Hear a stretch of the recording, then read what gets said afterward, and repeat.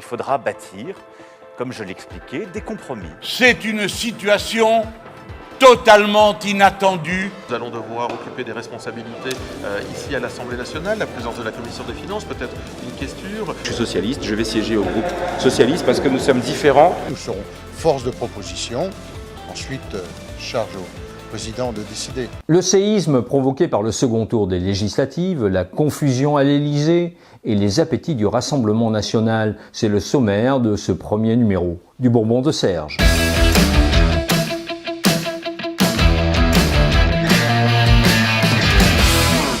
Le président de la République a-t-il vraiment pris la mesure du message adressé par les électeurs dimanche ?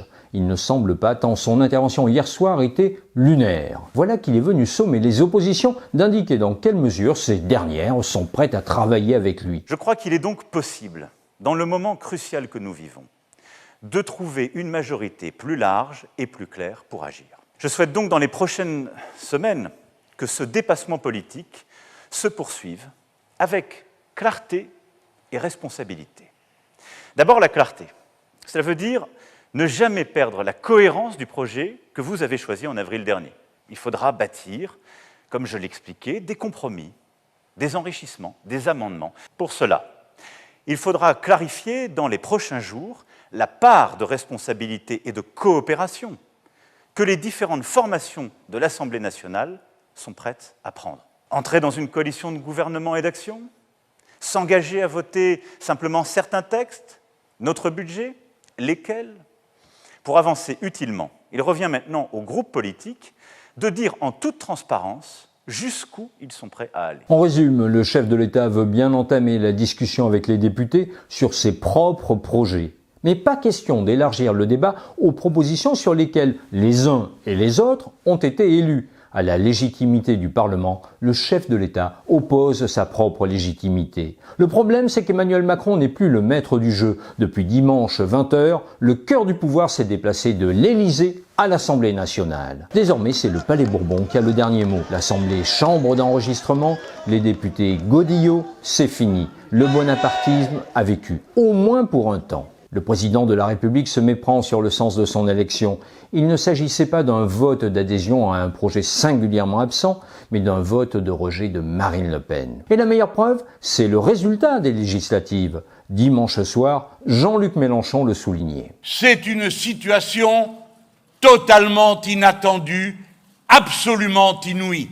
La déroute du parti présidentiel est totale et aucune majorité ne se présente. Mais comment comprendre que ces mêmes Français qui ne veulent pas de Marine Le Pen à l'Élysée aient laissé entrer 89 députés du Rassemblement national dans l'hémicycle ? D'abord parce que le risque, à tort ou à raison, apparaît moindre. Ensuite, parce qu'après 5 ans de macronisme, les électeurs se sont lassés de jouer les castors. À quoi bon reconduire à l'identique un quinquennat qui a fait la démonstration de son incapacité à contrer le Rassemblement national ? Au sein de la NUPES, dimanche soir, on accusait les macronistes. Là où nous disions que nous voulions mettre l'extrême droite à terre, le camp de la Macronie a refusé de choisir. Ça a été dit, refusé de choisir, et même pire, nous a insultés en mettant un signe égal entre ses opposants, nous, et nous le revendiquons, oui, ses opposants, évidemment, et la menace pour la République que représente l'extrême droite. LREM a mis un signe égal entre nous, les progressistes, les humanistes, les écologistes, les socialistes, les communistes, les insoumis, et les adversaires de la République. Du côté de la majorité, il se trouve quelques voix pour convenir que l'hystérisation du débat électoral n'a servi que le Rassemblement national. Je pense que ceux qui ont hystérisé la campagne l'ont été punis. On promettait plus de 200 députés à Jean-Luc Mélenchon et finalement il y en a 130 parce que ça a été un pugilat. Et ça a été un pugilat qui a été utile à personne, ni à lui, ni à nous. Et on voit avec 90 députés du Rassemblement national. Donc on peut se dire qu'il y a eu des fautes, on peut se rejeter la balle, j'ai entendu des polémiques dès ce matin. Enfin, est-ce que c'est ça qu'on a retenu de la leçon des élections d'hier ? Est-ce que c'est ça qu'on a envie de voir ce matin dans les journaux télévisés et dans les pages ? Non, on a le droit de se dire qu'en se fracassant, en s'insultant, en s'injuriant, on était tous perdants. On est tous perdants, dit Sacha Houlié. Mais l'attitude équivoque de la majorité présidentielle n'explique pas tout. Plus qu'un débat politique, c'est un débat philosophique. L'élection présidentielle a mis en évidence la division du pays en 3 blocs. Un bloc identitaire, un bloc néolibéral et un bloc social et écologiste. Est-il illégitime que l'Assemblée nationale reflète enfin cette tripartition? S'offusquer de la présence en nombre de députés lepénistes, c'est un peu vouloir cacher la poussière sous le tapis. Du reste, la politisation des législatives par Jean-Luc Mélenchon n'est pas étrangère aux bons résultats du mouvement lepéniste. Alexis Corbière le reconnaît sans détour.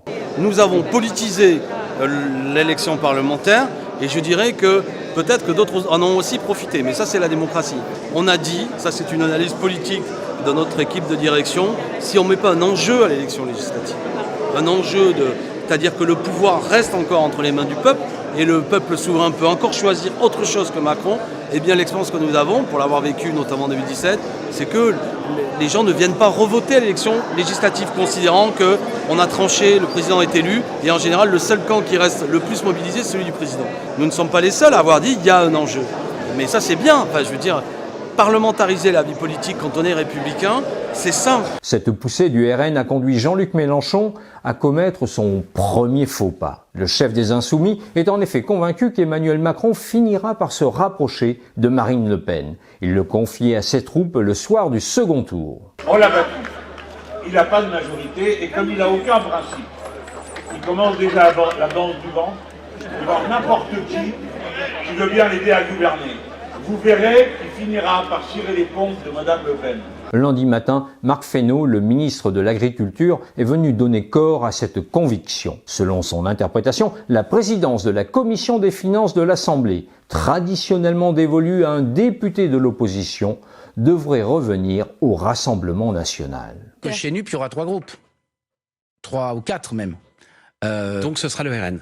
À date, ça ne vous choquerait pas que ce soit par exemple Marine Le Pen qui préside cette commission qui est importante, elle a accès à des données fiscales, bien sûr elle peut bloquer le gouvernement, elle peut vous contrôler. Bien sûr que ça me choquerait, mais la Constitution s'impose à nous, il ne faut jamais jouer avec les éléments constitutionnels. Fesneau se trompe, ce n'est pas la Constitution mais le règlement de l'Assemblée qui organise l'attribution de cette présidence. Et aucun critère de nombre n'est prévu, qu'importe.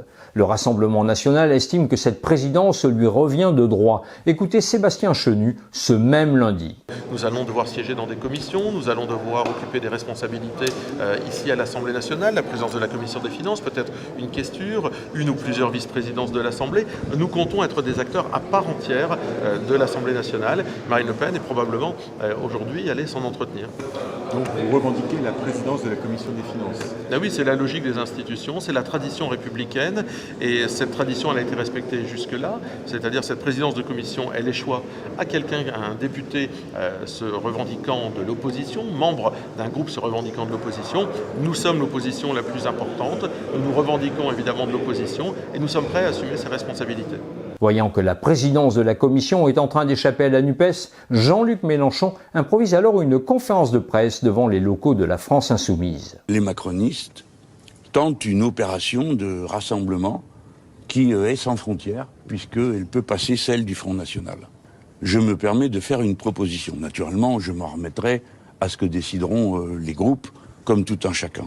La NUP devrait se constituer comme un seul groupe au Parlement, de manière à ce que, sans aucune discussion possible, il soit établi qui mène l'opposition dans le pays. Transformer l'intergroupe de la NUPES en groupe parlementaire, une proposition aussitôt écartée par les partenaires de l'AFI au sein de la coalition. Communistes, socialistes et écologistes n'entendent pas renoncer à se constituer en groupes indépendants, car 4 groupes parlementaires, c'est 4 fois plus de possibilités d'intervenir dans la vie parlementaire. Nous, on a un deal qui est l'accord qui a été passé, dans lequel il était prévu, noir sur blanc, qu'il y aurait un intergroupe et des groupes pour chacun des formations politiques. Donc moi je suis socialiste, je vais siéger au groupe socialiste parce que nous sommes différents, ça c'est chacun dans son groupe, et complémentaire, c'est l'intergroupe qui va permettre de coordonner notre travail pour porter les 650 propositions, et là elle nous lie les propositions de l'Union populaire écologique et sociale. Donc je peux comprendre les raisons pour lesquelles Jean-Luc fait une proposition de groupe unique, je ne la juge pas pertinente, opportune, c'est pas dramatique. Il y aura plein d'autres sujets sur lesquels il y aura des propositions, des discussions. C'est jeudi prochain que les députés de la Commission des finances éliront leur président.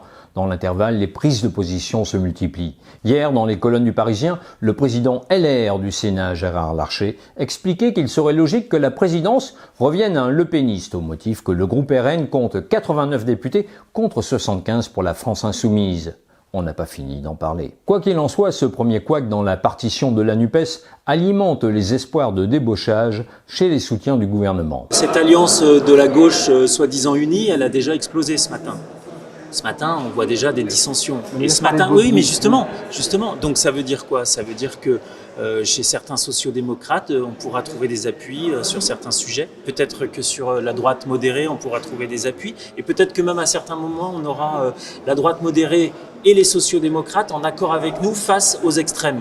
Donc on va peut-être pouvoir avancer comme ça. Cette stratégie de débauchage pourrait d'ailleurs se traduire par un discret coup de pouce à une éventuelle candidature de la socialiste Valérie Rabault à la tête de la commission des finances. Les macronistes et leurs alliés préfèrent 1000 fois cette tenante de l'orthodoxie budgétaire à la candidature annoncée de l'insoumis Éric Coquerel. Des députés LR pourraient également se rapprocher du gouvernement. Écoutez le maire de Meaux, Jean-François Copé, évoquer dès le 16 juin l'hypothèse d'un Emmanuel Macron sans majorité absolue. Le vrai sujet, c'est que s'il n'a pas la majorité absolue, la question se pose pour nous tous de voir si on va imaginer ce qu'on pourrait appeler un accord de gouvernement pour exiger que nous puissions mettre en œuvre des réformes qu'il ne veut pas faire. Mais dimanche soir, Christian Jacob écartait catégoriquement l'éventualité d'un accord. Pour nous, il n'y a pas d'ambiguïté. Nous sommes dans une opposition déterminée à Emmanuel Macron. C'est la position majoritaire au sein du parti C'est la position du parti. Jean-François Copé prône un pacte de gouvernement. Jean-François Copé parle à titre personnel. Au même moment, sur un plateau de télévision, Rachida Dati laissait planer le doute. Tiens, Jacob dit « Nous sommes dans l'opposition, nous resterons dans l'opposition ». Qui croit Rachida Dati? Non, mais Jean-François Copé avait effectivement émis cette idée à un moment donné, mais pacte de gouvernement, ça ne veut pas dire participation forcément au gouvernement. Qu'avons-nous fait pendant 5 ans? Quand les réformes allaient dans le sens de l'intérêt des Français, on les a votées. Quand ça ne va pas, eh ben, on a le droit d'avoir une position critique. Pour en avoir le cœur net, j'ai interrogé hier Christian Jacob sur l'éventualité d'un pacte entre sa formation et le gouvernement. Comme je l'avais dit dès dimanche soir, il n'est pas question de pacte, d'alliance, de coalition, de quoi que ce soit de cette nature. Nous sommes dans l'opposition à ce gouvernement, à ce président de la République. Nous ne serons jamais dans le blocage des institutions. Nous serons force de proposition. Ensuite, charge au président de décider. C'est lui qui a mis le pays dans cet état. L'intervention du président de la République ne bouleversera pas la donne. C'est le 5 juillet que l'on vérifiera vraiment le rapport de force entre le pouvoir législatif et le pouvoir exécutif. Ce jour-là, Elisabeth Borne prendra la parole devant les députés pour son discours de politique générale. Une déclaration qui peut être suivie d'un engagement de responsabilité devant la représentation nationale, c'est-à-dire un vote. Si la première ministre renonce à demander ce vote, c'est alors sa légitimité qui est questionnée.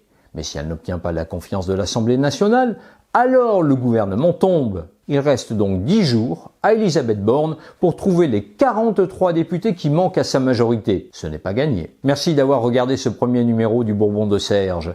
N'hésitez pas à me donner votre ressenti et n'oubliez pas de vous abonner. C'est important pour que la chaîne se développe.